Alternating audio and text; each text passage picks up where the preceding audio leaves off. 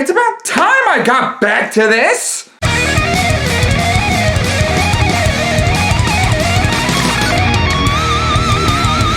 What's up everybody, Stevdez here, and welcome to another edition of Dragon Ball Days. Thank you so much for your patience when it came down to the month of April. Y'all know what kind of heck I went through, and I really do appreciate the kind words on the Stev Discord, link in the description, the patrons on Patreon for sticking around still. I'm getting right back into it, and after all that I had to deal with, I just wanted to say thank you from the bottom of my heart. Now, let's get into the video because this is the start of Goku Month! And what better what if to start off Goku Month than the one about Goku's rival? After all, if it wasn't for Vegeta, Goku wouldn't have gotten to the level he's at right now where he can challenge gods. It takes a force to push someone in order to have that sort of excitement. Goku already had that excitement for combat, but Vegeta being there just makes him want to go further and further. So, without further ado, let's get into the recap, because I know you all have been waiting over a year for this timeline to continue. I'm sorry. Last part, we got two stories happening at one time. We had the Garlic Jr. saga on Earth, where Tarble awakened Pseudo Super Saiyan in order to defeat Garlic Jr. and send him back to the Dead Zone, while we had Vegeta and Goku on a trip to the same planet that Cold was on. Vegeta was able to pull a fast one, though. The Galactic Patrol took on the Frieza forces, while Vegeta and Goku took matters into their own hands, fighting King Cold. Thanks to Goku's graces in this situation, Vegeta was convinced to spare the Galactic Emperor at this time. So, will that luck continue in Cold's favor? Let's find out after looking at the results of a couple of polls. I asked you loyal subscribers on the StevDez community tab here on this YouTube channel, where does Vegeta go after the planet's raided? Well, Vegeta would follow Goku to Yardrat. Over 60% of you had suggested that. I followed that one up with another poll. By the way I structure my what-ifs, that's red flag number 1. I telltale my choices. And when I saw these results, I thought it would be healthy to give y'all a little warning. You know, you kinda killed Bulma in the Android saga in one of my previous what-ifs. Bulma died. Gone. Because of your choice. Because you thought it was gonna work out. So, look at these choices, give it a good think, and if you are content with your choice, good for you. If you're not, you have until I go to part 10, which I'm going to make a big thing. I hope it's not going to take more than a year, but I'm going to make part 10 a big thing for this what if. So that choice is going to come into play probably next part or probably the part after that. Either way, when that choice comes into play, that's it. That's all the votes. So if you're not a subscriber yet, hit the button. It's completely free.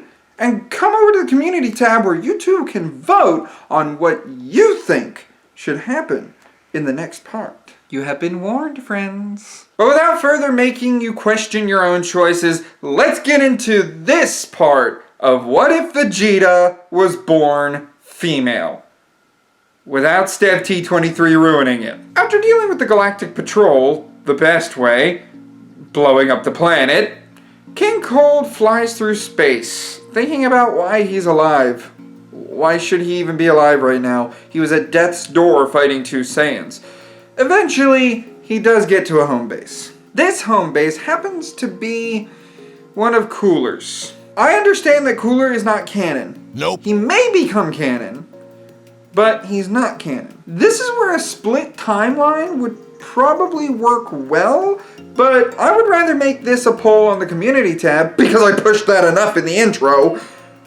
As far as what you all think, should Cooler be considered canon in this what if? Listen to what I have to do with him before you make that choice, and I'll address it in the next part, definitely. Upon arrival, he contacts Cooler, and Berry Blue is actually with Cooler on the planet that Cooler is at. Why would she be there? Well, after Frieza's dead, she'd want to get the heck out of there and somewhere safe.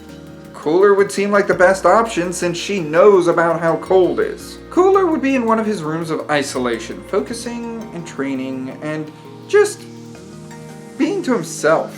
He seems like that sort of type that kinda needs his solidarity. However, Berry Blue is not at all intimidated by him, as she interrupts this silence. Lord Cooler, your father has arrived on planet Sarasa and requests a meeting with you. It seems that your brother, Lord Frieza, is no longer of this world, as he predicted, and one of his planets had already been destroyed before his arrival. Berry Blue, why do you not leave me alone when I wish it? That's a good way for people to die. My lord, you must understand that I would never refuse an order from your father. And, quite frankly, neither should you. That would be quite unwise. Cooler leaves the room with a scowl as he goes to talk to his father on one of the video consoles. It's like a video chat. With all that's gone on, though, how would that change the timeline? I mean, we're not only talking about the Garlic Jr. saga happening, but we're talking about King Cold being delayed from going to Earth. I would say future Trunks would still arrive because that future timeline happens kind of specifically to the canon timeline. So, as far as split timeline theory is concerned, I'm guessing he arrives and there's no King Cold to fight. King Cold's still in space. Sure, he's in his final form, but he's still in space, and Cooler's getting a promotion because there is no Frieza. Frieza was obliterated by Goku and Vegeta in this timeline. Trunks just decides to find the highest key signature he can that's currently isolated and kind of get some answers. Naturally, this is Piccolo. Upon getting to Piccolo, he does have to explain that he's not a threat, he just needs to know about where Capsule Corp is. Because there's kind of a threat, and his father would at least need to know about it. I mean, from what his mother told him in the future, his father was more of a strategist in this regard. He would understand the situation. Piccolo is more than happy to help out, given that the youngster, after explaining about the androids in the future that end up killing everybody, Piccolo would get that information out of him. Piccolo would point Trunks in the direction of Capsule Corp, and upon sensing, he does gather that Gohan and Tarble are currently training. Tarble is trying to get Super Saiyan out after feeling it from pseudo Super Saiyan, but unfortunately it's just not working. He can't even tap into pseudo. Upon getting to the door, Dr. Briefs meets him and escorts him in, and that's when he sees his mother pregnant. This makes Trunks sigh in relief. He doesn't have to hide anything in this timeline because he's already conceived. He's able to tell Bulma everything, and Bulma's reaction to this is, well, obviously shocking, but at the same time, she knows that he needs to meet his father. Trunks makes this scene, and Gohan and Tarble are taking a break. Tarble on his hands and knees on the ground because trying to pump out that much energy takes a lot out of a small-bodied Saiyan. In this timeline, there is no surprise reveal, and Trunks actually gets a few days to spend with his past family, getting to know his father. This could prove useful in the future, as opposed to the limited time he got. He did also give Tarble a bit more information about turning Super Saiyan, because he knows a fighter that went Super Saiyan. He's still a little reluctant to turn Super Saiyan in front of everybody. You know, he doesn't want to shock anybody. However, in a few days' time, Cooler and Cold actually show up and take on the father-son duo of future Trunks and Tarble. And if y'all don't like that idea where Trunks gets some time with his family, Trunks shows up in the middle of Tarble taking on Cooler. King Cold had some time too, though. He is in Cooler's final form, believing it to be powerful enough to take on 1,000 Super Saiyans. He's wrong. Trunks actually gives him a good run for his money. And Cooler taking on Tarble? Cooler is fascinated to see this Saiyan actually going toe-to-toe with him, to the point that Cooler is rendered into a mountain and effectively out of commission for the fight. However, Trunks is still an inexperienced warrior, and after fighting 2 Super Saiyans, King Cold would have one on Trunks. This is where Tarble would get in the way with Trunks and block a giant death ball that was on its way to the planet while Trunks was again out of commission. Defending his son in this way, a very honorable act, not wanting to see his family and his new home destroyed by Cold of all things. He knew that androids were coming, but he didn't expect this outcome. This infuriates him, and it gives him the drive he needs to pull off the Super Saiyan transformation. However, this still isn't quite enough, because Tarble would have been exhausted when it came down to fighting Cold in this. He already fought Cooler off. So, naturally, he's struggling as he's repelling the ball with a Gallic cannon. Just as Tarble's at his wit's end, he looks back to where his son was? Where'd he go? He looks in the distance and sees Goku holding onto his son with Trunks over his shoulder. And then he looks beside him when he hears the word pathetic. Dressed like a Yardratian, Vegeta has shown up, and she's holding the ball back with one hand. I leave you alone for a time, and I hold back King Cold with one hand. You are a Super Saiyan and the Prince, and you still can't do this? Vegeta, you're A Super Saiyan? Yes. Now then, I have a promise to keep. King Cold! Wait, that voice. It is familiar. All your crimes against the Saiyan race! No, that's impossible. Perish! No, no! Ah! Vegeta blows Cold away with a beam that pierces the ball and dissipates it. As Goku is given the medicine, after the dust settles, all that good stuff happens, the silence is broken by a slow clap and someone walking up to the group. Cooler. Bravo, monkeys! Bravo. That was quite a performance. Don't fret, no. Thanks to you, I will be quite busy in the coming months. Vegeta, was it? What are you on about, Cooler? Without Cold or Frieza, the throne is open to whoever wishes to take it. What you all did was assured my rise to Galactic Emperor of this universe. But I rendered you into the side of a mountain! I had to make our fight convincing, Prince. After all, dear old Daddy wouldn't have expected less of me. And you did put up quite a fight. However, you're nowhere near my power level, Prince, but you did perform admirably. I took the opportunity and let you take care of my problem for me. So what now?